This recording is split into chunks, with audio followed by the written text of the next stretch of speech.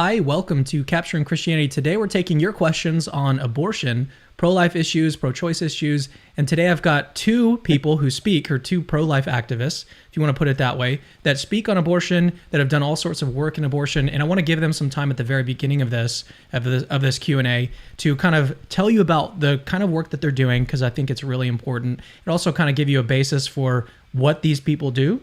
And I definitely encourage you to go check out their work. So let's start with you, Stephanie. If you don't know who Stephanie is, she's a pro-life activist, as I mentioned. I want to give her a chance to kind of lay out some of the things that she does. And Callum, he's actually a friend of mine. He's been on the channel a few times as well, talking about different topics like the prior probability, the resurrection topics, a lot of different things related to apologetics outside of the abortion topic. So Callum, he's super awesome, and I want to give him a chance to introduce himself as well. But Stephanie, let's start with you. You got married about a year ago, and things are just going great. So just bring us up all to speed, and then inform the audience about more of the work that you're doing. Awesome. Thanks, Cameron. Yeah, I was reminiscing that last time I was on your show, I think it was my last event before I got married last August. And I'm happily pregnant and expecting to have the baby a week after our 1-year anniversary. And in the meantime, I'm continuing my pro-life work. For 2 decades now, I've been traveling the world speaking on primarily abortion, but all things related to sanctity of life. So a few years ago, I wrote this book on abortion, Love Unleashes Life, which is the same as my ministry name. And then just this year, I released this book, Start With What? 10 Principles for Thinking About Assisted Suicide. So whether it's the beginning of life or the end of life, kind of my niche is to teach people how to be winsome and persuasive defenders of the pro-life view, using science, using philosophy, using human rights doctrines, and the tactics or strategies of question asking and storytelling. And so I speak on these topics, I write on these topics, and I'm excited to be a part of the program today. So I wanted you to mention the debate that it wasn't super recent, but the debate that you did on Matt Fradd's show, because it's worth listening to. And I mean, that's not the only debate that you've done either.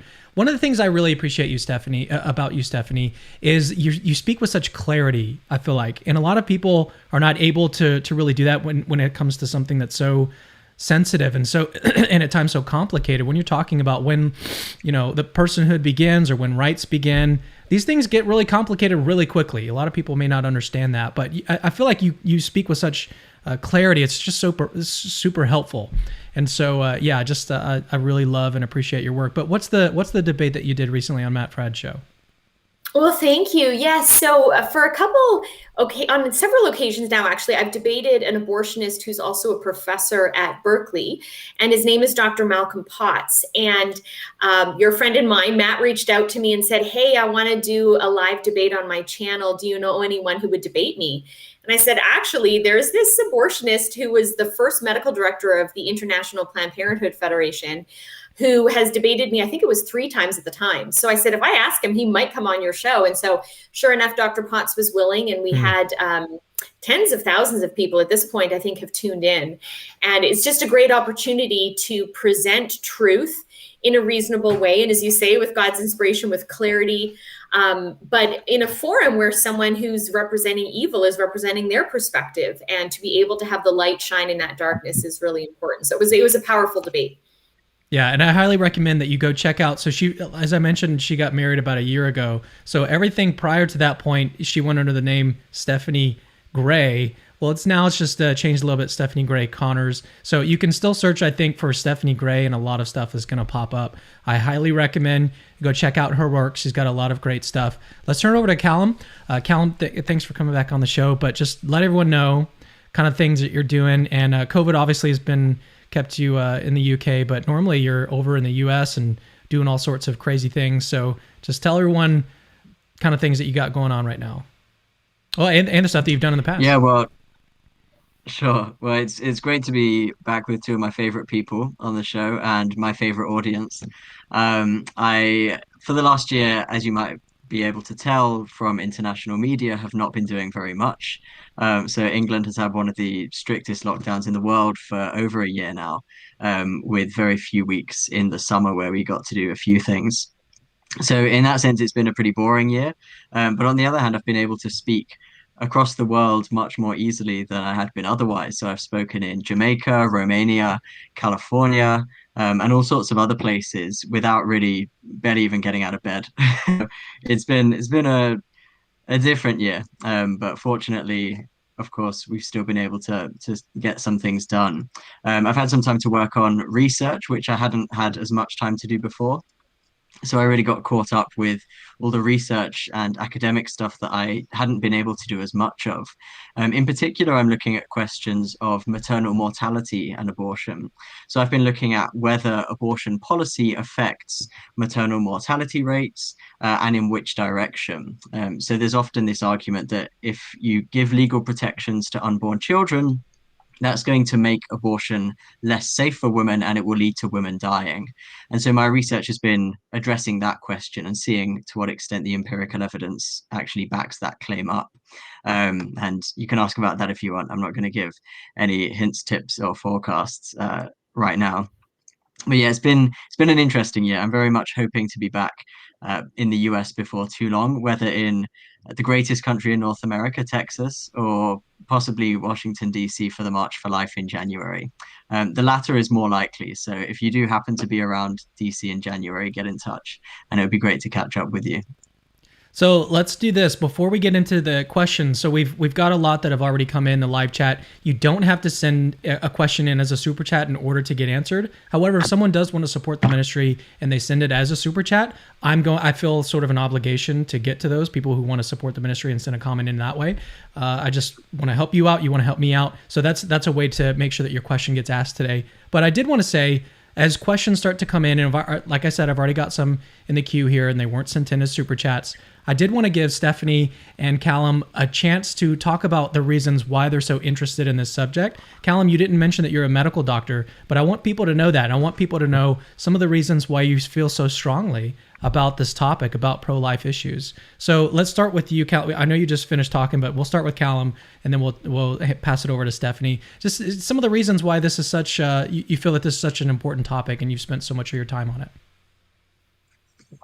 Sure. Well, as you probably know, again, there's very little kind of pro-life sentiment within the UK.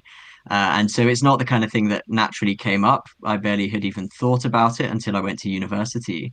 And I had pretty much the same view as most people in the UK, which is that the abortion law at the moment is probably a bit too liberal so it's currently at 24 weeks. You can have an abortion for any reason up to that point. Um, but I didn't have any kind of proper objection to earlier abortion and that kind of thing. So I had a fairly kind of mainstream view in the UK and a view that's similar to many people in the US and Canada as well. But it was when I went to university, I really had to begin thinking about this. And what we find is that in the UK, the people who really think most about this and who tend to be more actively pro-life are some of the doctors, simply because it's something that they have to think about and it's something that they're confronted with. And so I was confronted at medical school with a number of different kind of dimensions of this debate. On the one hand, I had the information about the development of the baby in the womb. On the other hand, I had the information about what an abortion involves. And on the third hand, I had all the ethical debates that I had at medical school and the opportunity to grasp with and grapple with different ideas that I hadn't been particularly exposed to until that point. And so it was really a matter of opening my mind to the different perspectives and to the arguments, and becoming more kind of open to different perspectives that made me take this issue seriously. First, by reading into the issue and hearing women's experiences and reading into the reality of abortion, and then gradually becoming convinced that this was not just something which was an issue of justice, but that it was a massive issue of justice. And as someone who always felt passionately about the vulnerable, who felt very, very passionately about poverty in particular, from my entire teenage years and early university years, I came to realize that part of that social justice mentality that I had been cultivating for so many years actually applied to abortion, and that it was critically important that on an issue that was so neglected, I add my voice to people who don't have a voice, particularly given the power and platform that I have as a doctor and as an academic. And so I thought it was absolutely crucial that I speak out for people who don't have a voice, both unborn children and the mothers who put so much bravery and courage into supporting them for 9 months in pregnancy and for so much longer afterwards. So let's turn it over to Stephanie, and I want to get your perspective as well, because you're not yet. Well, I mean, you haven't. Your child is not here yet. You've been so active in pro-life, and so tell me some of the reasons why you've been so active here. Sure. Yes. I mean, I think my motivations have been the same, but different seasons of life have influenced me in different ways. So at the very beginning, when I was a child growing up, my mom volunteered at a pregnancy care center. And so from a very early age, I knew that there was this thing called a crisis pregnancy that women who weren't married were facing, and my mom helped them. And when their babies were born, I would often go with her to the hospital. And I learned then what abortion was, and that those babies were spared from abortion through the support of people like my mom. And so I loved babies. And when I learned what abortion was, I was horrified. And I think it's particularly significant if you begin to learn about injustice at a young age. I've heard that in particular, the age of 9, whatever kind of impacts a child around that age, leaves a lasting impression. And so I became a child activist, and I wrote letters to the various politicians in Canada where I was growing up, demanding that they make abortion illegal and listen to me, this 12-year-old girl. And then I kept writing them. I'm like, I'm 13 now, and you still haven't changed the law, so I'm writing you again. And then I'm 14 now. So that was kind of the first season. The second season was when I was 18 in my first year of college. An American speaker came to Canada by the name of Scott Klusendorf, and he gave a remarkable weekend-length series of presentations on pro-life apologetics. And I was blown away. And I thought, wow, I want to do what this man does. And he said during one of his presentations, there are more people working full-time to kill babies than there are working full-time to save them. And at that point in my life, I had thought, whatever career I choose, I'll just volunteer in the pro-life movement like my mom had done. But once I heard Scott's words, I really felt challenged to consider more than volunteering in the movement, but to consider making pro-life education my career. And so with Scott's mentorship, I completed my university degree over the next 3 years, and he really helped me get into the world of pro-life speaking and apologetics and education, which, as I mentioned earlier, I've been doing for 2 decades. And then I would just say kind of the third season of just the impact that being pro-life and my motivations have had is getting married. We actually were blessed to get pregnant right away within the first month. But by week 7, we miscarried our first child, who we named Laetificat Judah. In short, we call her Lele. And just going through that made all the theory and all the education that I had imparted to people for so long, it made it very tangible and real. Thankfully, because over the years, people had consulted me, what do you do if you have a miscarriage? I had thought well in advance of ever being in that situation of how to do as much as possible to reverence the life of the child that we were losing and try to preserve any blood for burial, which we did. So I did pass a discernible gestational sac. So we buried our baby. My husband baptized our baby. We had a funeral for our baby. And yeah, she was only 7 weeks, but that's 7 weeks of life. So that was significant. And then now, of course, being near the end of my next pregnancy, I'm literally feeling the baby kick as I speak. So it just makes it very real, and all the need. It reminds me of all the more the need to be a voice for these little children who have no voice. So if we don't raise our voices, then who will? I'm really sorry to hear that. I didn't know that you guys went through a miscarriage. We've got close friends of ours or family members who have gone through the same thing. It can really be a horrible experience. So I'm really sorry to hear that. Well, Thank you. And I will say, go ahead. Oh, no, go ahead. Well, I was just going to say something, that going through a miscarriage made me realize is, so the doctors wanted to intervene, but I said, look, if my body's losing the baby naturally, why intervene? Let this happen naturally.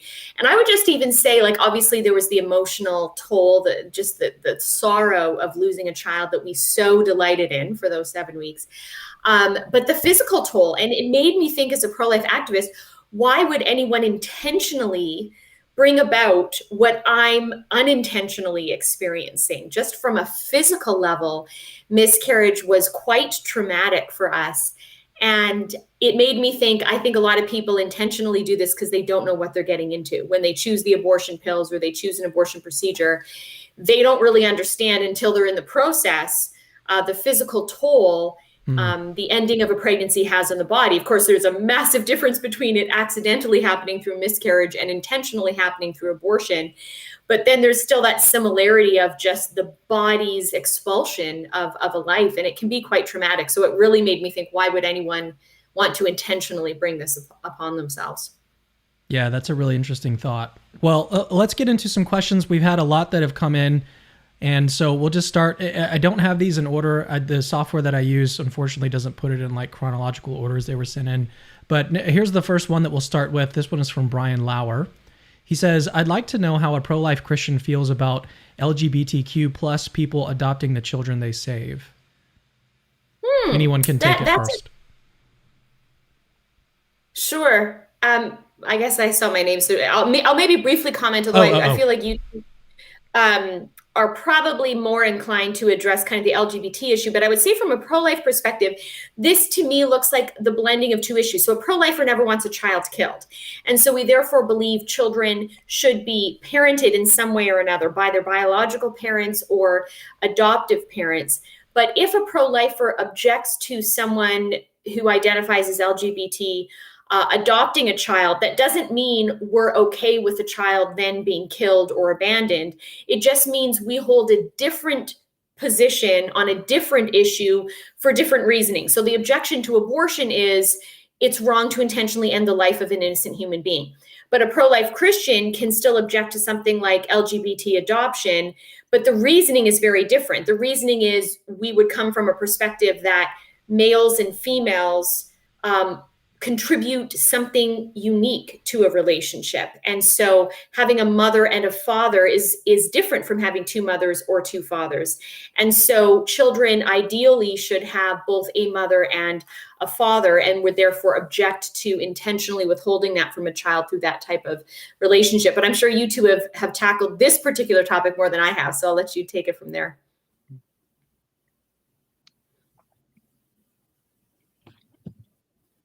Oh, sorry, I had my mic muted. Callum, yeah, what are your thoughts, Callum? Yeah, I don't think I have a great deal more to add. I think Stephanie's right that this is, in some sense, a very different topic. And obviously, there are going to be people who have very different issues, very different opinions on the topic of LGBT issues. And even an individual can have, an opinion that might seem conservative on some LGBT issues and liberal on some other LGBT issues. And so I think it's something that there's no simple answer to. I think probably one of the main things I'd say is that there's often this perception that there's a shortage of people willing to adopt newborn babies. And this is often one of the reasons why there's kind of talk of, I suppose, non-traditional families adopting. And I think it's important, whatever your position on LGBT issues, just to have a clear sense of the evidence on adoption itself. So in fact, newborn babies are very difficult to adopt because there are so many couples, whether heterosexual or homosexual couples, who want to adopt them. And so this kind of idea that there's a shortage of parents and that, if abortions don't happen, who's going to look after the child? This is actually a question that, in a sense, doesn't really fit with the empirical evidence that we have, which does suggest that actually there are far more people willing to adopt newborn babies than there are newborn babies available for adoption. So yeah, I think, as I say, the specific issues to do with adoption policy and so on are far more complex, I think, than I can offer in this short time. But I would want to separate those issues quite clearly, and to say that, as Stephanie pointed out, the issue of whether it's permissible to end the life of a child in the womb is very separate from many other questions relating to families and family policy. We've got a question that came in, a super chat from Amos. Thank you so much for your support, Amos. What view is best? A, the fetus is merely contained within the mother. B, the fetus is part of the mother. Or C, the mother is part of the fetus.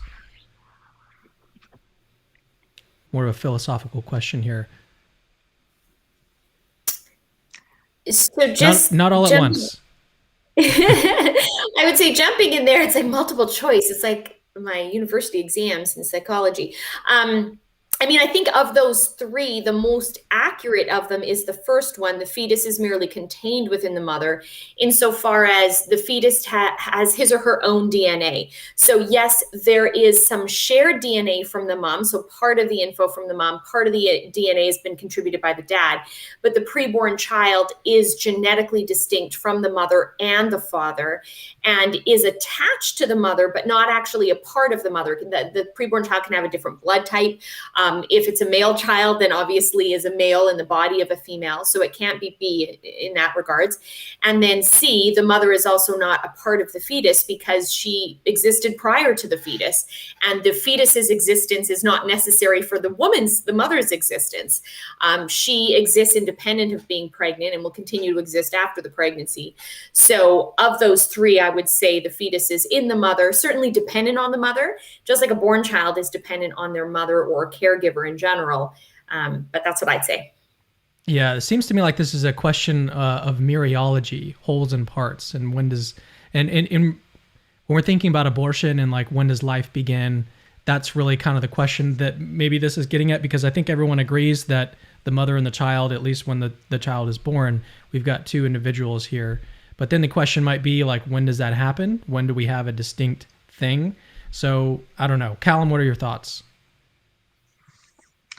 Yeah, I think there's some really interesting research recently which looks a lot more at the synergy between the mother and the child, which a lot of people are not familiar with, partly just because it's such recent research. But one of the things I was reading about just a few months ago was what's called fetal microchimerism. And this is where there are cells from the baby which actually go into the mother's bloodstream and go to the rest of her body. And these have been implicated in repairing heart tissue, in becoming part of the brain, and so on. And the reason is because fetuses, because they're less developed than children or adult human beings, fetuses have stem cells and cells which are less differentiated and able to perform a wide variety of functions. And so you've probably all heard of this massive debate, especially 15 years ago, about stem cell technology. What's not widely known is that fetuses already, or unborn children, already send stem cells around the mother's body, repairing her tissues if they happen to be damaged. And these can actually stick around for the rest of the woman's life. And it's really quite a remarkable example of the interaction between mother and child, that this isn't just a situation of the mother supporting the fetus and the fetus kind of being a parasite off of the mother. In fact, there's a symbiosis there. In fact, these cells have been implicated in reducing the risk of breast cancer. So the cells perform a kind of surveillance function, getting rid of potentially cancerous cells. In one particularly tragic but quite profound case, I think, there was actually a child who was aborted. And after the child was aborted, that child's stem cells repaired their mother's liver from hepatitis. And so there's all that is to say that there's a really profound interaction between the mother and child. But I think the science is clear that they are separate organisms. They're interlinked organisms very closely, but they are separate organisms and separate persons. Perhaps one of the most intuitive ways to think about two persons within the same body or kind of very intimately related is to look at conjoined twins. So with conjoined twins, we know that there are two different people in most cases, and these have perfectly, well, completely different personalities, different interests, different desires. And the law is very clear that they have a responsibility to each other, that they can't end the life of the other. Although they share a body in some sense and they share some of the same biological resources, nevertheless, they are distinct persons. And so I think that offers quite a helpful model for thinking about pregnancy, which is to say that although there's a lot of shared biology and there's a huge amount of interaction between their different organs, nevertheless, there are two people there, both of whom have their own individual rights and their own individual dignity. We've got another really good question that came in from Maverick Christian, who's a friend of mine. His name is Wade. He says, "What's wrong with with this argument? One, if X has no more mind than an amoeba, then X is not a person. 2, zygotes have no more minds than amoebas. Conclusion, therefore zygotes are not persons. I know that like the nature of these types of a Q&A like this is going to be such that when you get something like this, you may not know exactly how to respond right away. So if we need a little bit of time to read through it, think about it, no big deal. No one's judging here. But I wanted to give you guys a little bit of an opportunity to think about that. And then does anyone have any thoughts as I've been sort of talking about this comment here? Okay, Stephanie? Sure, yeah. So I would say, well, from a logic perspective, the argument follows, or the conclusion follows from the premise, but that's on the condition that the premise, the first point there, is actually true. So therefore, I would call into question the first point. If X has no more mind than an amoeba, then X is not a person. Because if you look at, for example, an amoeba versus a one-celled human embryo, both of them, let's say, one-celled embryo, so the very beginning of fertilization, both of them in that moment do not have a mind because they both lack a brain. But there's an important distinction between an amoeba and a one-celled human embryo or zygote, and that is the amoeba doesn't have a mind because it's not within the amoeba's nature to be a thinking thing. The amoeba will never develop a mind. The amoeba is not a type of creature, as I said, that thinks, whereas human beings are creatures that do think, like some other species as well.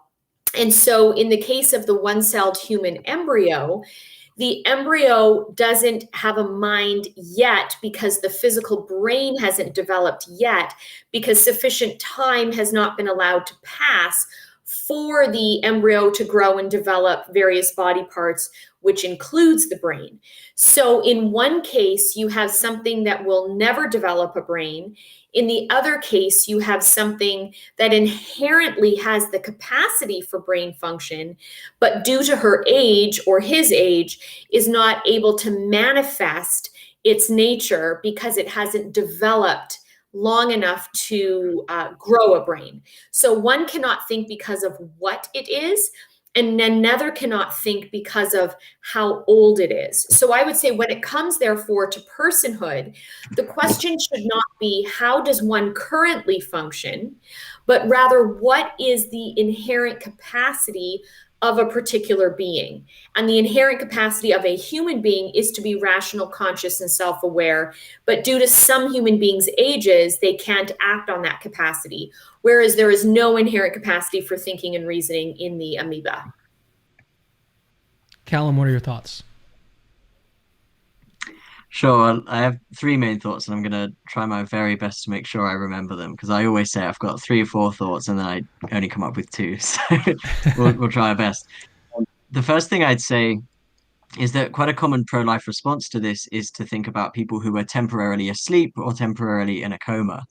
And although this seems like quite a kind of simple or maybe even simplistic response, I actually think there's a lot to it.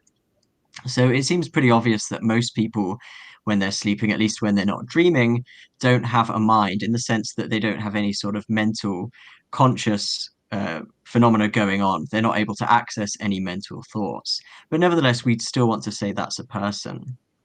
Now, the absolutely natural response is to say that, well, this person has had a mind, in the recent past.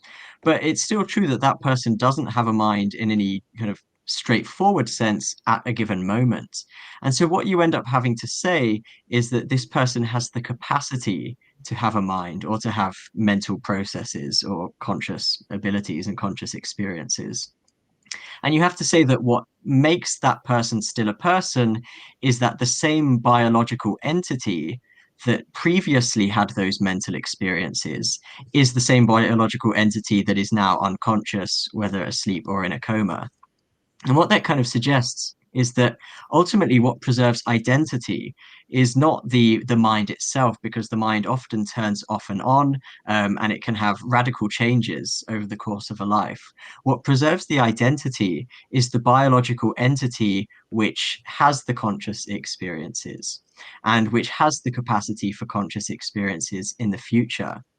And when you think about it that way, I think exactly the same is true of the zygote, that this is an entity which probably is not conscious at a given moment, but which has the inherent capacity and the natural capacity to have conscious experiences in future by being the same biological entity from that very early point up until several weeks later when consciousness likely begins, probably by 12 weeks of gestation.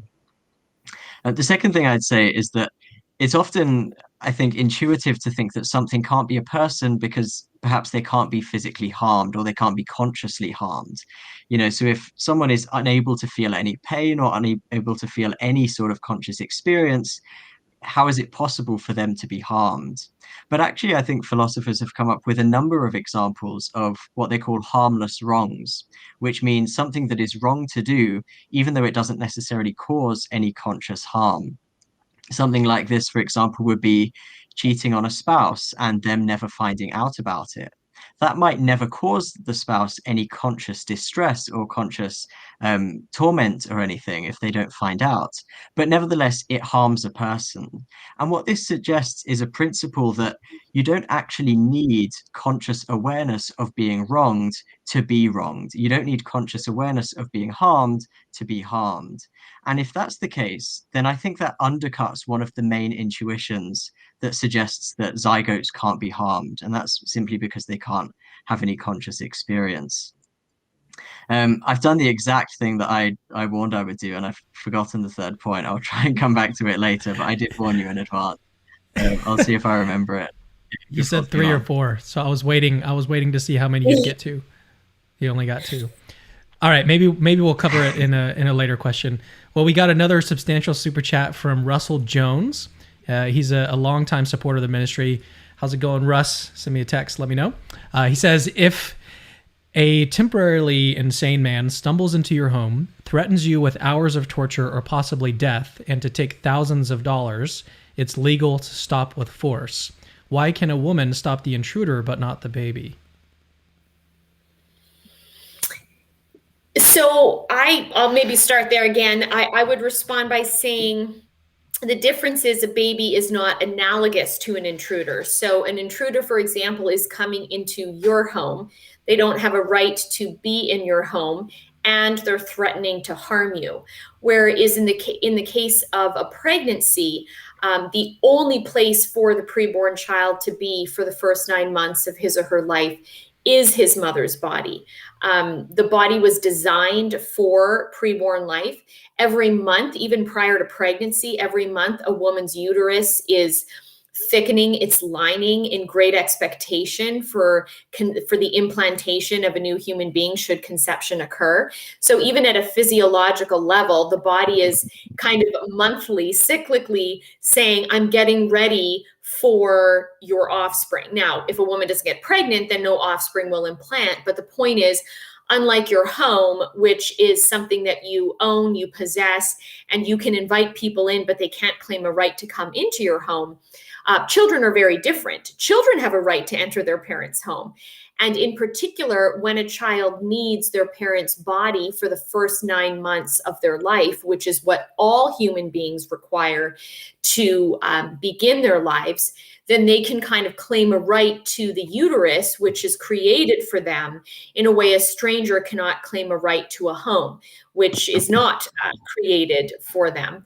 And then I think we also need to look at an intruder is coming into harm, whereas the preborn child should be in a relationship of love, loving the mom, being loved by the mom. And so you have a parent-child relationship where we have to ask ourselves, what do civil societies expect of parents? And the obvious answer is we expect parents to help their children, not harm their children, to care for their kids, not kill their kids. And that's why if parents do neglect their children, if they starve their children, if they force their children to live in the backyard, all of these are examples where the government will step in and charge the parents with child abuse because they're failing in their duty to meet their offspring's needs. And so the same then can be said about an abortion, is it's failing in one's duty to meet their offspring's needs, and instead would be an example of child abuse. I'm going to put this comment on the screen one more time just for everyone to read if interested, but then I'm going to give Callum a chance to share his thoughts on this one as well. Sure, I did actually remember the third point from the last question. I don't know if you want to, well, let's stick on this one for now, but maybe we'll come back to it later. Okay. Um, so in terms of the this sort of issue, um, the Anglo-American legal tradition has actually developed a pretty robust account of the ethics of killing. Now, this is obviously a difficult area to speak about in some sense because no one likes speaking about killing, and everyone thinks, well, of course, killing is wrong. But of course, within law and within ethics, most people are agreed that there are cases when killing is permissible. And one of those cases is in the case of self-defense.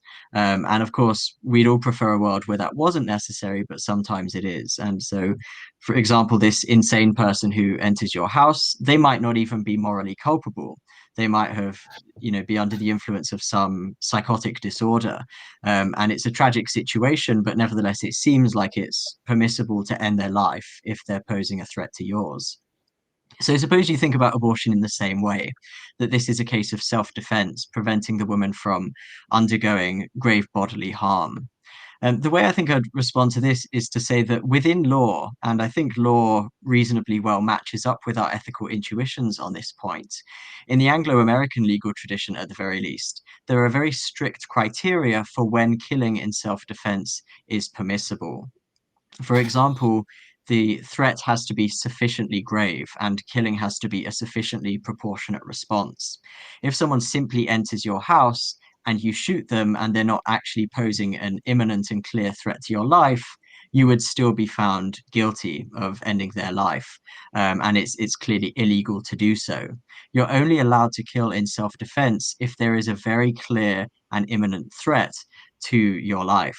And so I think taking this to the case of abortion, what we actually find in the literature on women's health and pregnancy and abortion is that although, yes, there is a risk of death from pregnancy, and particularly in the developing world, there's a much higher risk of death from pregnancy. In fact, this is often inflated and exaggerated. So, of course, there are these tragic cases, these rare tragic cases where people's lives are ended during pregnancy. But in the UK, for example, that happens in about 1 in 10,000 pregnancies. It's extremely rare. And as someone who works in general surgery, if I were consenting someone for an operation and the risk of dying was 1 in 10,000, it would be meaningful, of course, but it would be a very, very small risk, and most people would be reassured by that. So pregnancy is not an innately or inherently dangerous condition. It is something that usually ends with two healthy people, the mother and the child, sometimes more. Recently, there were 9 babies that came from an incredibly brave and incredibly productive woman in Mali. As I say, pregnancy in itself is not inherently dangerous, particularly in the developed world. Now, when you compare that to the case of abortion, abortion has a far higher mortality rate, at least in the developed world. So what you find is that one of the leading causes of death for mothers is suicide. In fact, in England, suicide is the leading cause of death for mothers if you take deaths up to a year after the end of pregnancy. And what is often not very widely known is that the risk of suicide from abortion is far, far higher than the risk of suicide after completing a pregnancy. And what this means is that because that is such a prominent cause of death, the risk of mortality after an abortion is actually several times higher than the risk of mortality from pregnancy. And so, putting all this together, what this means is that there really isn't an analogy to the case of self-defense in the overwhelming majority of pregnancies. In the overwhelming majority of pregnancies, the risk to the woman's life of the pregnancy is actually less than the risk to the woman's life if she were to have an abortion. And so, having an abortion wouldn't help in self-defense, and it wouldn't be a proportionate response to the very small risk that the pregnancy poses. And so for all these reasons, I think it seems clear to me from a medical point of view that there's really no compelling analogy between those two cases. Do you remember the third point that you wanted to make? I do. I wrote it down, so even if I didn't remember, Okay. I can I Okay, well can keep it. expand on it a little bit. Keep it. Let's come back to it because Russell sent in a follow up. So let's get to this. And I believe Sure. you've already answered it, but just share some more of your thoughts. So he says, so if the person waits till the torture and potential death is imminent, then is it okay? I mean, the torture is virtually certain. He wants to try to take this to the extreme. Yeah, I can. He, I'll. Yeah, you want to go there, Sorry, Callum? Go ahead. there's always a bit of lag with internet conversations. I'm sure we'll interrupt each other plenty. Um, what I would say is that within pretty much every jurisdiction in the world, in this sort of case, which, as I suggested, is a very rare case, ending the pregnancy prematurely, foreseeing the death of the child or the probable death of the child, is legal. And even in countries that formally have a ban on ending the pregnancy prematurely in these cases, nevertheless, in practice, allow it. So you'll sometimes hear media headlines like in Malta. Uh, Even if a woman's life is at risk, abortion is illegal. Well, that might be true from a formal perspective, but in practice, the reality is very different. I spoke to some of the top obstetricians in Malta not long ago, and they said, if a woman's life is in danger and she can be saved by removing the baby, no obstetrician in Malta would hesitate to do that. And that would be perfectly consistent with the law as it's actually interpreted. And so in these cases, the way that pro-lifers tend to think about it is with the idea of foreseen killing and intentional killing. And what they would say is that if there is an imminent and clear risk to the mother's life or of very, very serious injury, which generally are the same scenarios, it is permissible to prematurely end the pregnancy without intending to end the life of the child. And the reason for that is that the doctrine of double effect, which sounds quite technical and maybe somewhat arcane, um, basically says that we are often permitted to do things with bad consequences as long as we're not intending those consequences and as long as the benefits are sufficiently proportionate. And so most pro-lifers would say that those criteria are met in this case, and they would allow the foreseen ending of the life of the child in order to save the life of the mother, but without intending to end the life of the child. so Stephanie, do you have any more thoughts? Sure, I would just add a couple things. So, in terms of what Callum had previously said before the subsequent question came back, about, you can't rightly just shoot someone who enters your home. You have to have you can only really use the amount of force necessary to stop an act of aggression. So, can you start to intervene? Absolutely. But you need to have a sense of what they're going to do, for you to make a judgment about what you should do. So, the key thing then is using the amount of force necessary to stop an act of aggression. And so the reason why the concept of an intruder is in no way analogous to pregnancy is the preborn child cannot be considered an intruder, nor can they be considered committing an act of aggression. So I just think even if we say, okay, maybe you shouldn't kill the intruder, but you can, threaten him right away with some baseball bat you have, or like say, get out, or I will shoot, or whatever the case may be, you are responding to what is aggression, which isn't the case with pregnancy. And as Callum pointed out at the end there, if we are talking about not pregnancy in general, but a pregnancy where you have some health condition that has arisen where the woman's life is in danger, he rightly points out with the principle of double effect that acknowledges that when we commit good actions, sometimes there's good and bad effects. But as long as the action itself is not evil, as long as we're not intending the bad effect, then you could ethically justify some type of intervention. So in a really practical, concrete case, some pregnant women can develop a very serious life-threatening condition called chorioamnionitis, which is infected membranes. And in that particular situation, if it's serious enough, you would have to induce labor to get the infection out. Now, as you're doing a good action of inducing labor to get rid of the infection, the good effect is the infection will get out of her body, but what's the bad effect? Well, inducing labor means the baby will come out of her body too.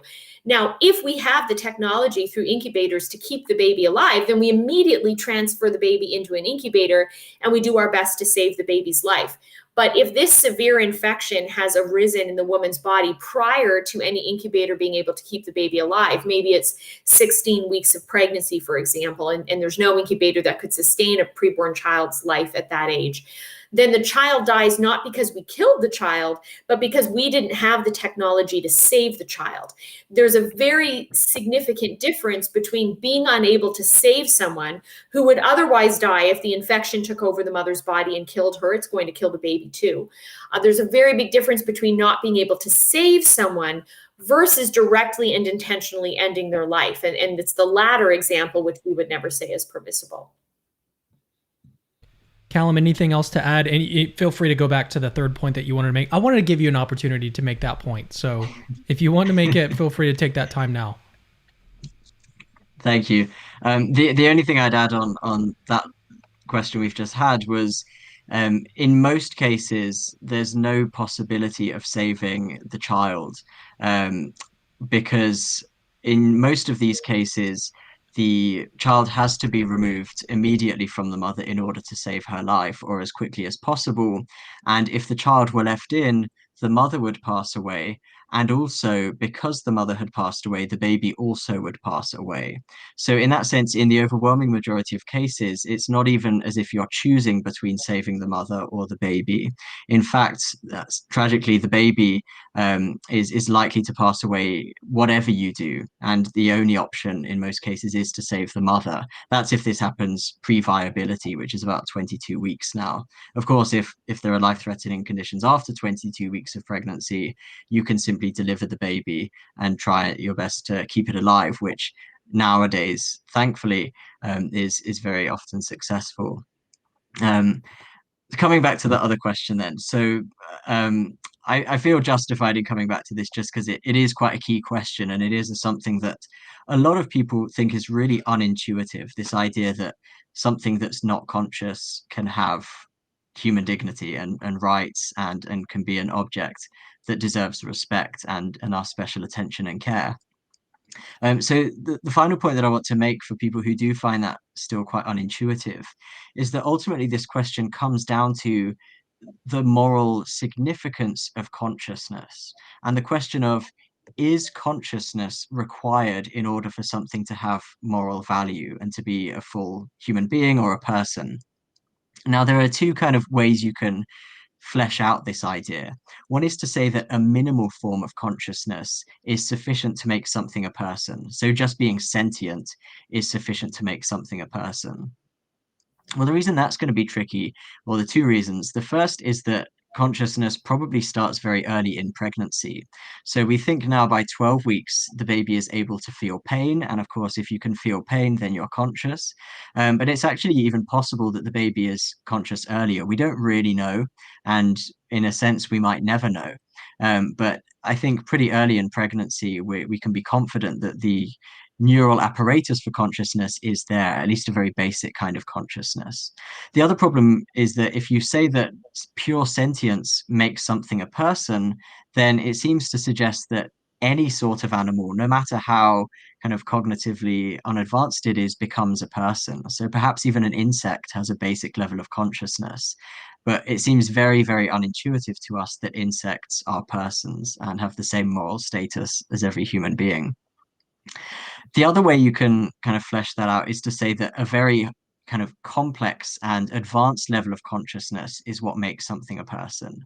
Now, the problem with this has been identified by many pro-choice philosophers, and they've pointed out that if you put the threshold for personhood at a very advanced level of consciousness, you're going to end up excluding infants and some disabled people from your moral community. And that is something that obviously most people find completely abhorrent, and I believe rightly so. And so whichever way you flesh out this kind of consciousness criterion, you're going to find that it causes trouble for the rest of your moral views. And it's difficult to come up with an account of human dignity and human equality that is based on consciousness, because all of us have such different levels of consciousness and different levels of cognitive ability. Well, thanks for taking the time to make that point. I'm just gonna try to go through as many questions as we can. We've got one from David Textile. Thank you for sending in a super chat, David.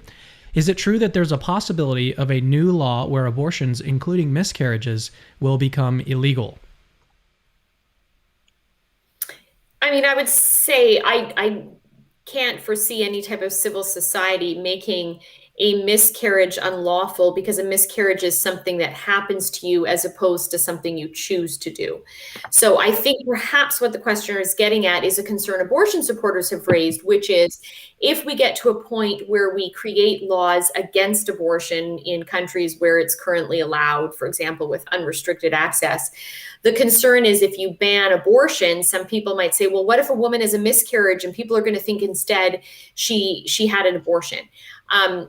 Several things come to mind. There just generally is an obvious difference between someone who is miscarrying versus someone who intentionally wants to end a pregnancy.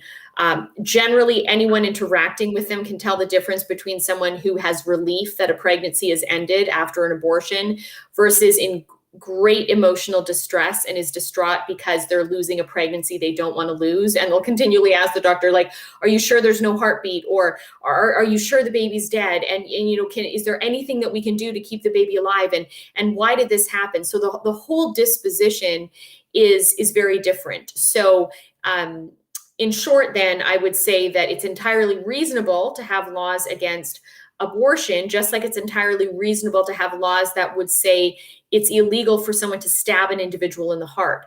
But just as we don't have laws against having heart attacks, because that's something that happens to you, you can't have a law against miscarriage, because again, it's not something you're intentionally doing, but it's something that happens to you. Callum, did you have any thoughts? Yeah, I should say for the rest of these questions, I'm going to try and be as brief as possible so we can get through as many as possible. The main thing I'll add to that is this concern that women having miscarriages would be potentially investigated even, which is a horrendous thought. I think really just doesn't fit any kind of reality. The A good example is the UK, where in the UK, abortion is illegal after 24 weeks, unless the baby is disabled. But if the baby is healthy, then abortion is completely illegal after 24 weeks. And of course, some women tragically have stillbirths after 24 weeks. Now, is it the case that because it's illegal, we investigate those women? Of course not. There's simply no evidence of that occurring in England or really any other country. And the reason is that we know that this is a common thing which happens to women a lot, and is a tragic experience, and we don't want to compound that. In general, if we have no particular reason to think that a crime has been committed, then we don't do investigations, and we don't put people through the trauma and difficulty of investigations, simply because something bad has happened. And so the reality is that, as with most countries in the world, which still have mostly illegal abortion, when women have miscarriages, which they do very, very frequently, it's exceedingly rare that anyone is ever investigated in those circumstances, let alone prosecuted. And so I think this is something that's raised by the abortion lobby really as a red herring and as something that isn't backed by any evidence at all. So we've got another question that's come in, and this one is related to a very specific argument. So if neither of you have heard of this, then no worries. This one is from Stephen Schwartz, SLED, SLED argument, resize, level development, environment, degree of dependency, differences of conceptus. Is that a term? I'm not familiar with that term. Conceptus and newborn effective today. I'm not even really sure what they're getting at here, but maybe you two can help me out.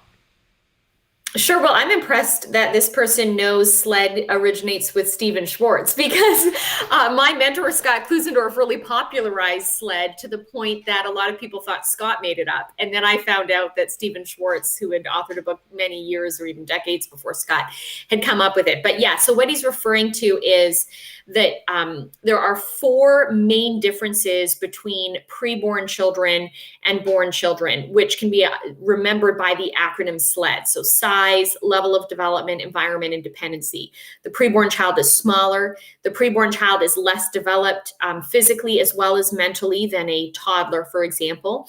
The preborn child is in an environment of the mother's body versus a born child in, let's say, the doctor's arms. And the preborn child is entirely dependent on the mother's body, at least up to a certain point in pregnancy, whereas a born child can survive without their mother as long as someone is caring for them. And so pro-lifers have historically used those 4 points. And I would suggest in answering the question, yes, I still think these are effective points to be used presently in discussions on abortion in order to demonstrate that although those differences exist, they're not morally relevant when it comes to human rights. So if we were to ask, why is it wrong for someone to be killed? If someone, for example, is on trial for homicide, they've ended the life of a 13-year-old child, they are not going to plead their case to the judge by saying, well, you know, my victim was smaller than someone else's victim, or my victim, hadn't completed her brain development because she wasn't 25, she was only 12. So therefore, that's why this shouldn't be considered homicide. That would never hold up in a court of law. We would say it doesn't matter the size of your victim. It doesn't matter the level of development of your victim. What matters is your victim a member of the human family? And if they are, and if we believe in human rights, most fundamental of which is the right to life, then you're ending of that human's life, you're taking of their gift of life away from them, which you have no right to take, is what makes your action wrong, not your victim's size, not their level of development, and so forth. And so the same argument then is what pro-lifers present, is we say, in the same way, the preborn child who is aborted, the act of abortion is wrong, regardless of how small or big the child is, whether it's first trimester or third, regardless of whether they could feel pain or it was too early to feel pain, regardless of whether they were in the fallopian tube or had transplanted or transferred rather over and implanted into the uterus, regardless of whether they were pre or post viability, is the victim human? And if the victim is human, and we know because the mother and father are, then the preborn child must be human, then that would make abortion wrong. And these other qualities interesting to know about the victim, but not morally relevant when determining whether the homicide of the victim was indeed that, whether it was homicide. Callum, any thoughts on SLED? I've got nothing to add to that. That was perfect. Okay. We've got a question from Andrew Mooney, and he says, this is really cool. He says, on my way to the doctor with my wife for a sonogram, what's the best way to get pro-choice advocates to realize that they're making a philosophical argument and not a scientific one? Maybe this is a good time for you to jump in, Callum. So we did our previous interview. I don't know if you're watching this, you didn't know this. One of our previous interviews was a scientific case, I believe, against abortion. So feel free to take this one, Callum. Sure. Well, firstly, congratulations, of course. That's wonderful news. Assuming it's there's a baby, that's the reason for a sonogram. We do occasionally do them for other reasons. So congratulations. I think probably the best way to think about this is to firstly point towards the science. And one really good resource for this is a paper that was published by Steve Jacobs a couple of years ago. And I think it's called Biologists' Consensus on When Life Begins. And what he did was he asked people in the community, who are the experts on this question? Is this a scientific question? Is this a philosophical question? Is it a legal question? Is it a religious question? And so on.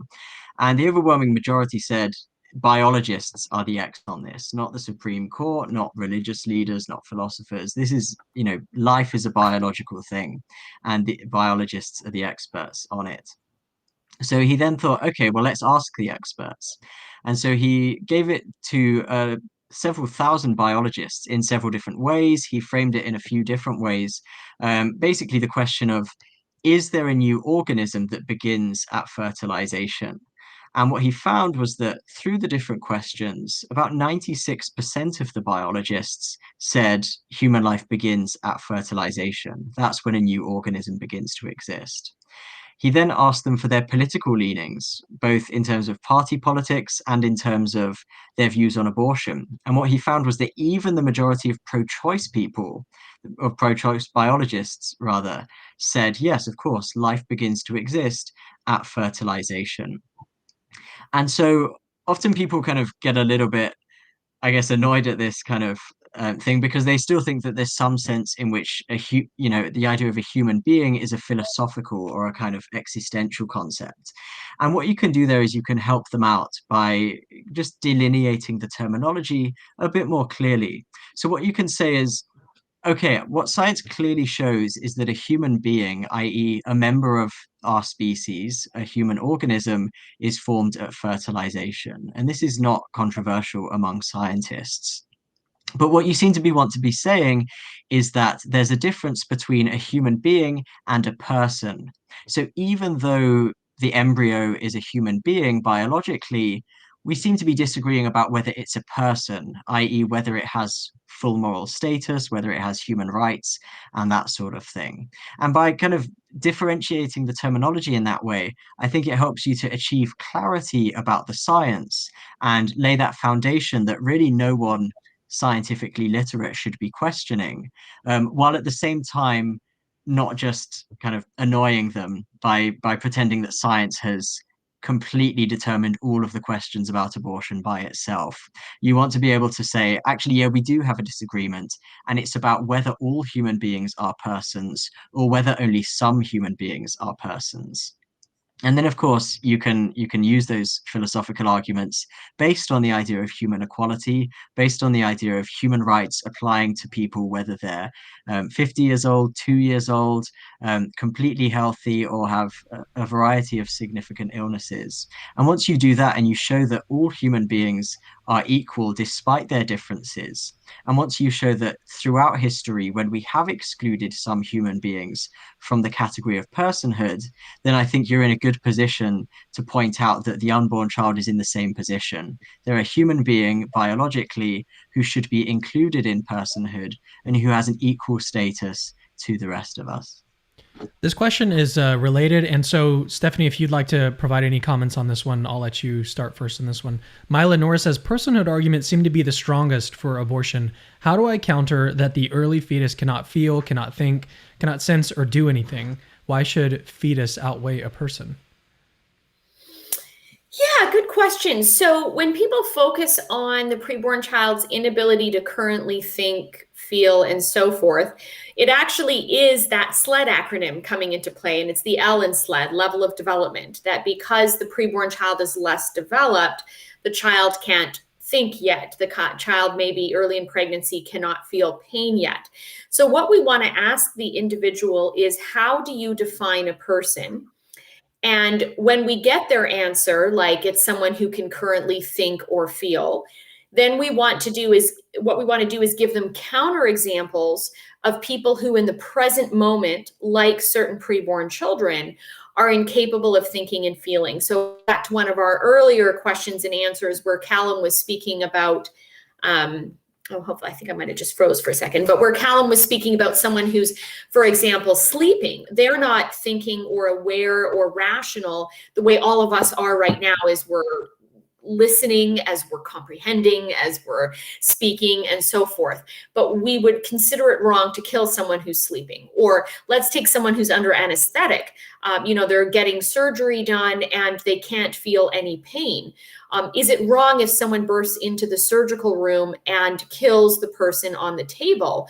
Yes. Well, if we argue that victims have to feel pain at the time of their death for them to be considered persons, then technically killing someone under anesthetic wouldn't be killing a person, and therefore would we say that's not wrong? And clearly the abortion supporter is going to be uncomfortable with that. They're going to want to say killing someone while in surgery is killing a person. They're going to want to say killing someone while they're sleeping is killing a person. And so the same is then true for preborn children. It's killing persons when you do an abortion.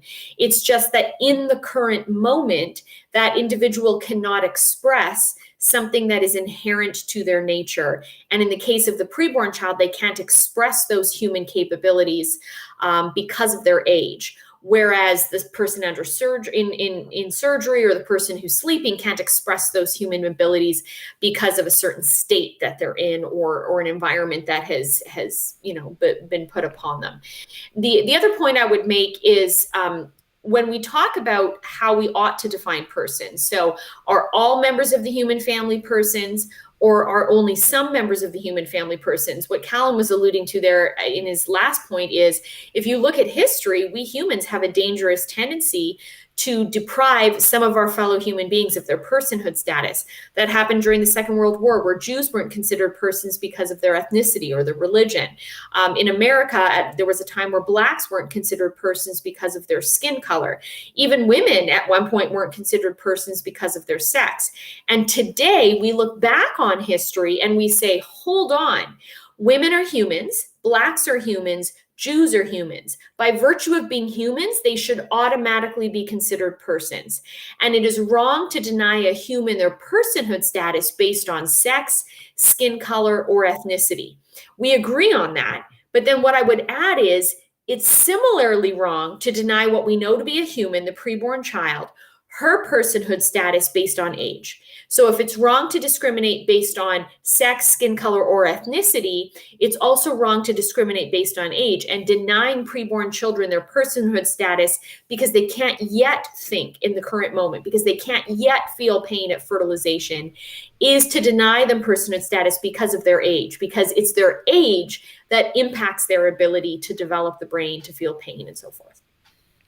Well, we pass this over to Callum. I'm gonna sort of develop, so to speak. I'm gonna develop this question, this objection, a little bit differently, and then I want to get your thoughts on it, Callum. So the idea here is that on the Christian view of things, we're not just a lot of, at least some Christians believe this. I'm all over the place today. A lot of Christians believe this. A lot of Christians are dualists. Okay, they believe that we're not just we don't just have a physical body. We've also got an immaterial soul component to us, and that's sort of like the fundamental part of the human being. And that's the fundamental part of the person, is the soul.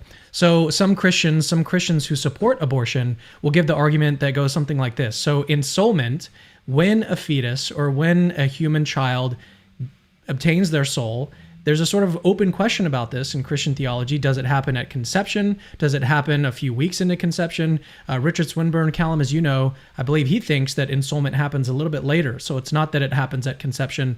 Ensoulment, the point at which a fetus or a young child is then, their soul sort of comes in. I don't know how it all works.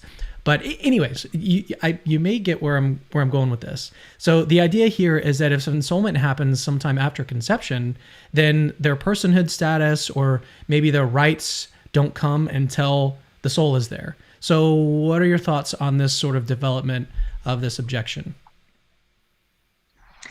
Yeah, it's an intriguing question, and some people have written a little bit about it, but it is interesting that um, I suppose in questions of religion, you get a lot of atheists and secularists who are hardcore naturalists, and they believe that we're kind of material objects and we're very much biological entities.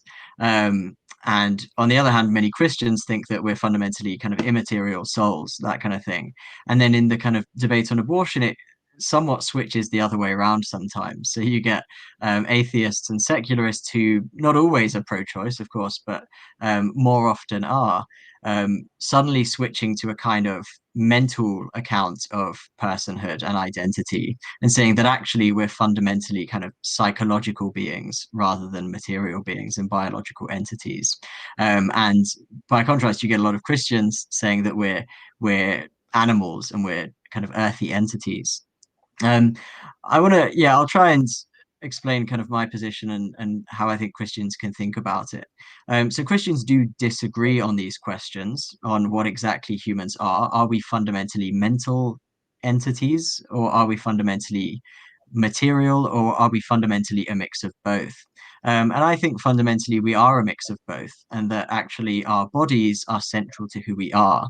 And even within the Christian tradition, there are points at which this becomes, I think, quite clear, in the sense that at our creation, the Bible says that God created us from dust and created us very much as kind of earthly, physical things. And of course, towards the end of the Bible, it says that when we're recreated in the new heaven and the new earth, again, we're resurrected in a bodily way. So the Bible has a clear sense that humans in their kind of most natural and in their fullest state are embodied, and that our bodies and our biology is a really significant part of who we are, even though many Christians would say that it's not absolutely essential for us to exist. And so I think the first thing that can be said is that even from a dualist perspective, even if that's the perspective you take, where you really firmly believe that we are simply mental entities, we're just souls with a mind, and the bodies are really kind of expendable.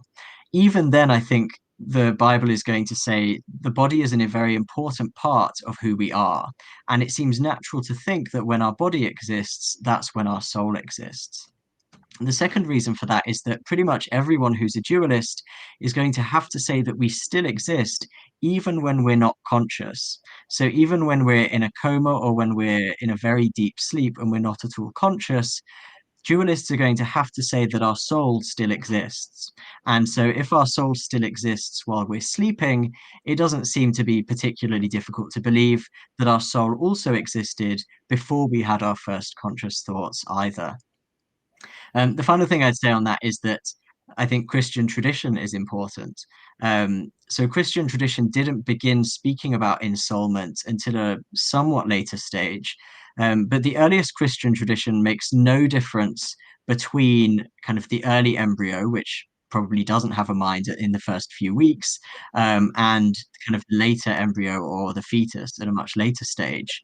The early Christian tradition said that abortion was impermissible regardless of the stage of the fetus, and even at times seems to explicitly kind of mention both of those different stages of preborn development, and seems to say that abortion is impermissible in both of those cases. Now, finally, when people did begin to talk about ensoulment, the earliest tradition is overwhelmingly in favor and pretty unanimous in the view that ensoulment begins at conception when we first begin to exist. So this was the view of Tertullian, this was the view of Clement of Alexandria, this was the view of some of the ancient authors that Clement of Alexandria cites, and so on. And it really wasn't until several centuries later that you began to have some Christians talking about ensoulment a little bit later in pregnancy at 40 days. But the earliest Christian tradition, I think, was very clear that ensoulment happened as the human being biologically was formed. Yeah, I really appreciate all those responses, Callum. So, Stephanie, do you have any thoughts on that question before I pass? Because I've got a question queued up for Callum, so I wanted to give you a chance to share any thoughts you've got. Sure. I mean, I think Callum gave a great answer. It was very thorough. And just to give my view, I would say, consistent with his, is where there's a body, I think the most logical place to land is to say there's also a soul, unless we're dealing with someone who's dead, where leaves the body. But then if a person is dead, there's no way they can come alive again, because living things don't come from dead things, they come from other living things. So if you're alive at birth, you weren't dead for the 9 months leading up to birth. So we know the body comes into existence at fertilization. Even that one cell is a body that is distinct from the mother and the father. So what animates that body? What directs the growth of that body? I would say it's a soul. Now, someone might come along and say, no, it's not for a week, or it's not for a few weeks, not for 40 days, or whatever the case may be. But at the end of the day, how can they prove it's at that moment, 40 days, for example, and why that particular moment? And how did the body grow and develop without a soul for the days leading up to that moment? So it seems to me it becomes more a matter of convenience and wanting to make an argument that the soul comes later in order to justify certain actions, as opposed to logic that if you have a body, therefore you ought to have, where you have a living body, then you ought to have a soul. Okay, so as I mentioned, I've got a question for Callum queued up here. So, and we'll try to get to as many questions as we can. We've got about 15 minutes remaining. Let me know, guys. So we talked about this a little bit before we went live, is if you'd like to see a part 2, or if you want to be able to ask more questions, my two guests, Stephanie and Callum, let me know in the comments if you want to see them back on for another Q&A, or we could even just do something more specific, something about some related objection to pro-life issues, or yeah, we don't have to just do a Q&A, but if you'd like to see a Q&A, let me know. So, all right, here's the question for Callum. Callum, have you faced any consequences as a medical doctor for your anti-abortion views? What is it like for doctors who disagree with abortion? Yeah, good question. I've actually, to be fair, anti-establishment as I am, and as kind of disillusioned with the kind of fairly absurd kind of pro-abortion ideology that circulates among medical authorities, I've kind of been pleasantly surprised at how tolerant they've been of me giving my views. Now, that's not to say they shouldn't be tolerant. Of course, these views are well thought out. They're held by the majority of people in the world, and to punish me for them or for expressing them, of course, would be a really worrying kind of discrimination and silencing of free speech. But in terms of kind of any formal sanctions, no, I'm glad to report that I have no formal sanctions against me for any of my views or indeed any of my medical practice. What I would say, though, to I guess make it a bit more interesting, is that yes, the medical establishments are very much pro-choice, and we do find that pro-life doctors tend to be silenced and especially excluded from places where they could give their views on a platform. So, no, in the sense of being kind of punished or kind of had any sanctions put on me, there's been nothing like that. But I have found that journals, for example, I've even been told by people at journals that essentially they will refuse to publish me just because I'm pro-life. And so obviously I can't name names there or anything like that, but I think there is a clear sense that we have a medical community which, at least in certain places, and particularly in the publishing element of medicine, is very much ideological. And the reason that you see so many papers which seem to support abortion as healthcare and so few papers which say the opposite really is because of quite an obvious ideological bias, which is not even really disguised. I think they're pretty open that they think abortion is the right thing, and that it's they won't tolerate any sort of dissent from that view. So there are challenges, but at the same time, it's crucially important that people like me and like you and whoever else go into medicine, so that there is more of that diversity of opinion, and so that the Hippocratic Oath, which expressly prohibits abortion, is better fulfilled. We've got a comment. This is just a really cool comment, and this was sent in as a super chat, so thanks for your support, Chloe. She says, I'm currently in school to study to be a pro-life OB-GYN, and I make videos refuting abortion as well. That's really cool. So you guys should go check out her channel, Chloe Waked. So yeah, thanks for your super chat. Thanks for your comment. And here's a comment I've been wanting to put up. Can I just add one thing on that? Go ahead. Yeah, since she paid, I think I'll at least say one thing, which is that if anyone who's considering going into medicine, please do get in touch with either me or with the American Association of Pro-Life OBGYNs. There are tons of resources for pro-life people wanting to go into medicine, particularly wanting to go into obstetrics and gynecology. And we want to help and we want to support. It can be a challenging atmosphere. And there are so many of us behind you and who want you to go for this. So please do get in touch with any of us if you feel like you need that support. That's excellent. Stephanie, do you have any thoughts? Well, actually, one encouragement I would give you is to remember that there are people like me who want doctors like you to be a physician for us. So to not just think, because you might feel like you're a minority, at least with the establishment that are making the pro-choice standard be the way to go, that there are a lot of patients that want only a pro-life physician. And so to really prioritize and pursue the dream and goals that you have so that you can be of service to people like myself. I think even in the realm of fertility and infertility, there's also, which could be a whole other episode, but a whole lot of controversy where we need pro-life physicians. And, for example, if someone has a miscarriage or if they're having a difficult time getting pregnant, the establishment says, we'll just immediately jump to in vitro fertilization, which can result in lots of children being killed and frozen and destroyed in an effort to make children. And we need pro-life doctors who can provide alternatives. One of the things we discovered after my first miscarriage was that I was low in progesterone on my second pregnancy, and my progesterone levels were dropping. And progesterone is a hormone you can think of being as like pro-gestate. So it's in favor of gestation. So the dropping of my progesterone was indicative of another possible miscarriage. But because of pro-life doctors, I immediately contacted them, and they put me on a progesterone prescription and continued to check my blood for my progesterone levels. And I had to be on progesterone until the 23rd week of my pregnancy to keep the baby in there.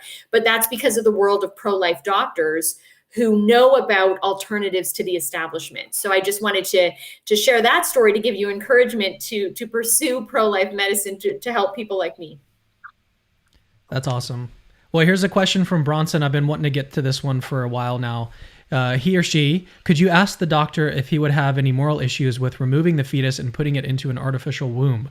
Also, are there any technologies like that developing? Yeah, interesting. So I think Stephanie actually I'm sure we'll have some great things to say on this, because I think a woman's perspective on what I'll say will be particularly valuable. Um, I think clearly there are going to be cases where it seems clearly the right thing to do. So suppose we manage to develop artificial wombs and the woman's life is at risk and you have to remove the baby. It seems clear to me that the moral thing to do is to remove the baby and to put it in an artificial womb, and save both lives. That seems, yeah, quite clearly to me the best thing to do. In terms of, I suppose, away from those exceptional circumstances, um, I think what I'd probably really want to focus on is the the unique contribution of pregnancy and motherhood that women bring to our world. This isn't to say that in every other single circumstance, I think that, artificial wombs should be banned and that women should continue the pregnancy. I honestly think it's a very complex moral area that is difficult to decide, exactly when that would be permissible. But I certainly think one thing that could be harmful about that approach as a default or as a kind of a norm is that it would seem to undermine the incredible role that women have in our world, which, as well as all the roles that they have in business and in government and in medicine and all the other areas of life, one of the really unique things that women can bring is that really intimate sense of pregnancy and motherhood. Now, as I say, this is the reason I think Stephanie can comment on this much better than I can. But what I'm told that, the experience that I've heard from my friends who have had pregnancies, is that it really is a unique experience. Now, obviously, for some women, it's an experience which is filled with difficulties, and I don't want to undermine or pretend that that doesn't happen. But on the whole, pregnancy is something which, again, I'm told, is something that women really experience as an incredible, unique, intimate experience, which men don't have the privilege of having.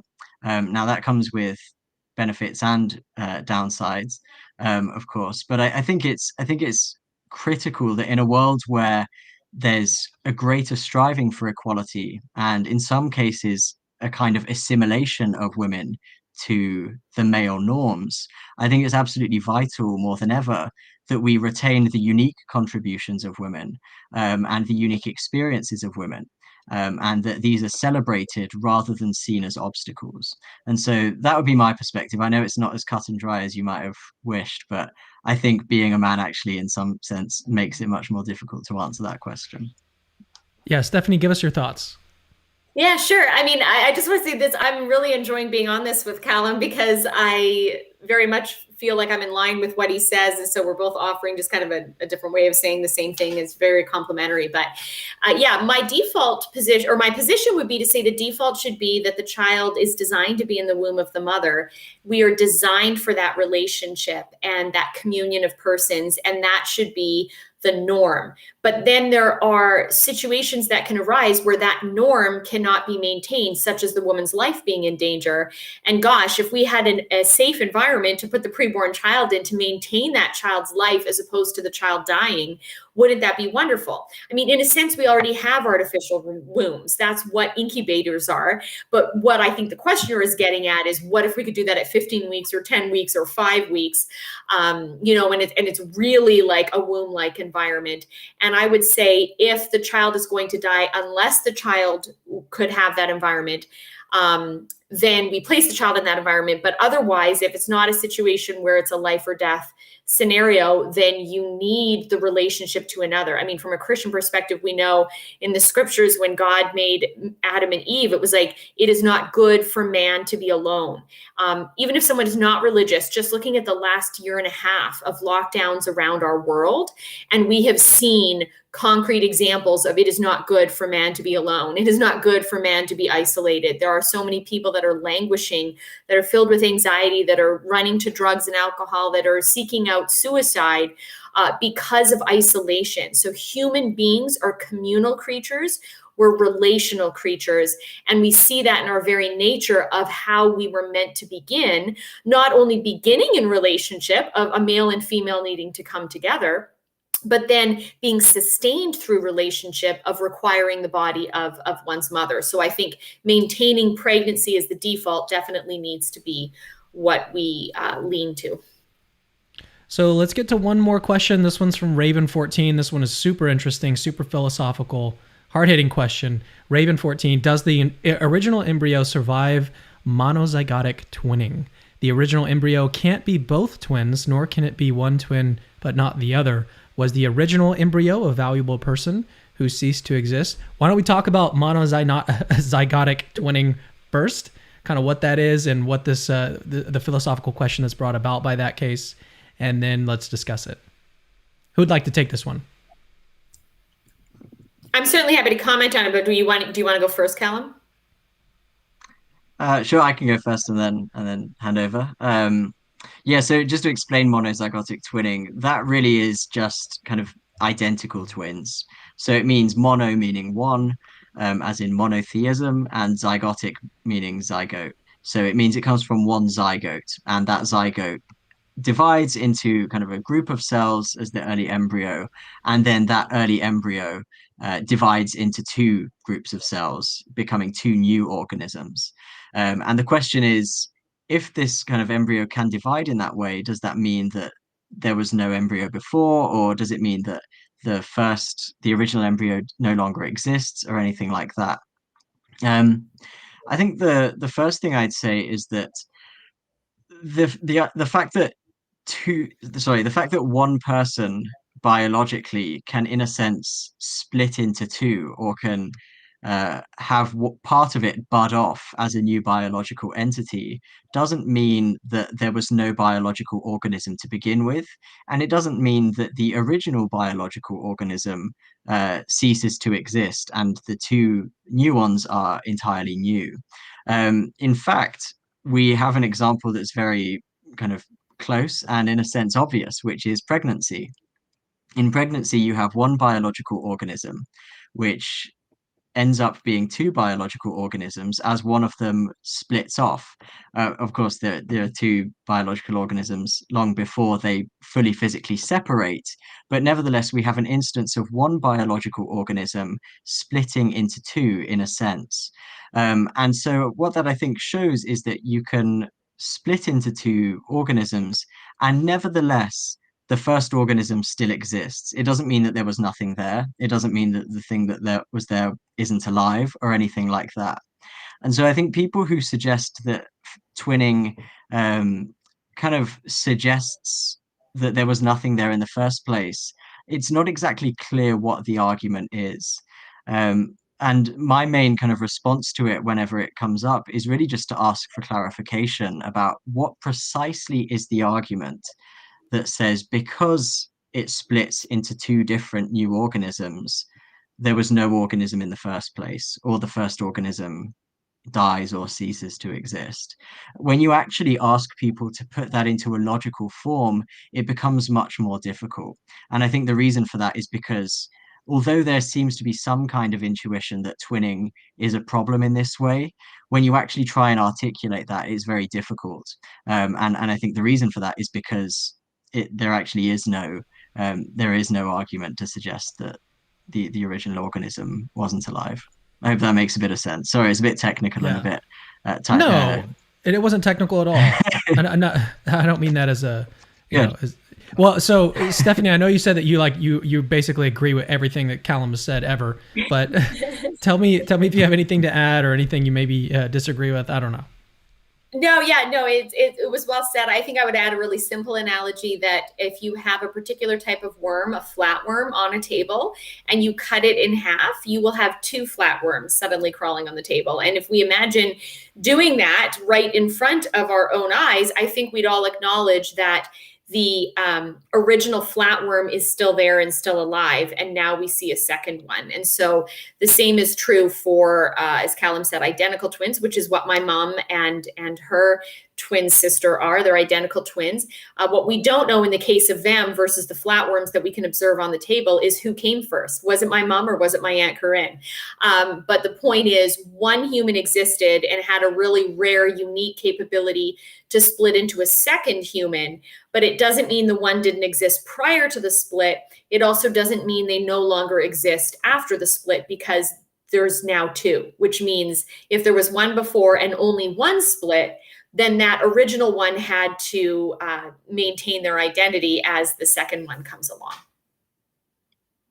This is just super interesting to think about, but yeah, I don't really have anything else to add personally, but I was just kind of thinking about it myself. It was a lot of fun. So, okay, well, why don't we leave it there, even though there's more questions that have come in and there's tons of things that we could get to over the course of probably like 3 or 4 hours.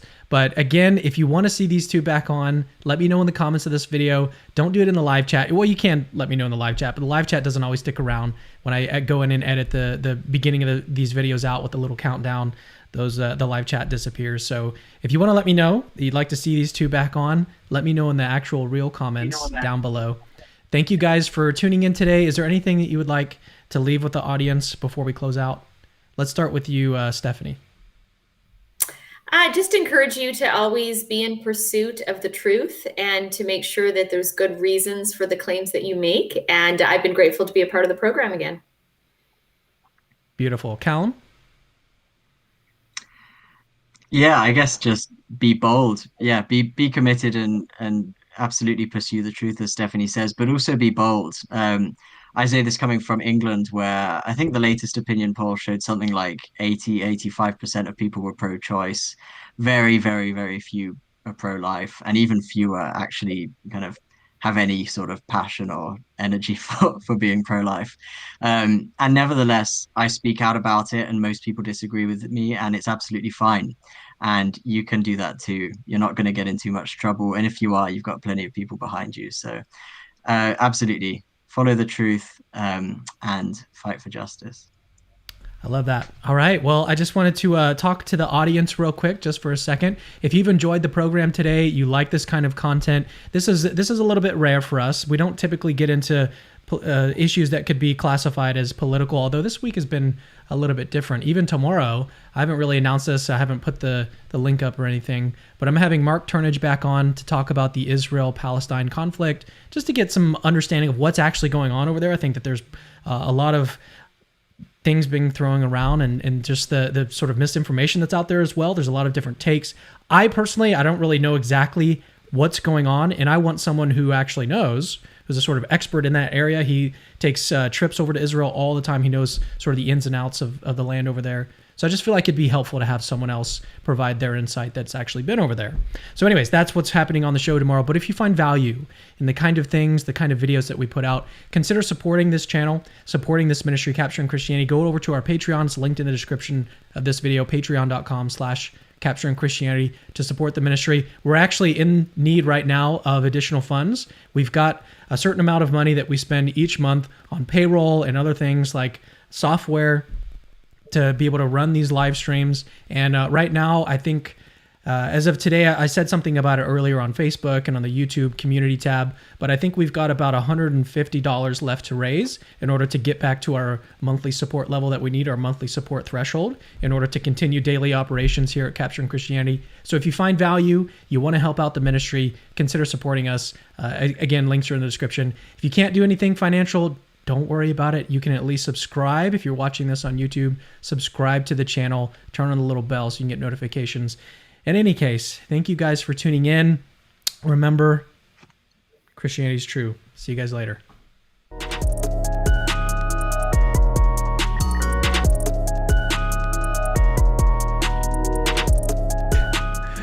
I don't know what happened. It played my countdown instead of my outro video. Instead, what I'm going to do is I'm just going to finish this out. So thank you guys for watching.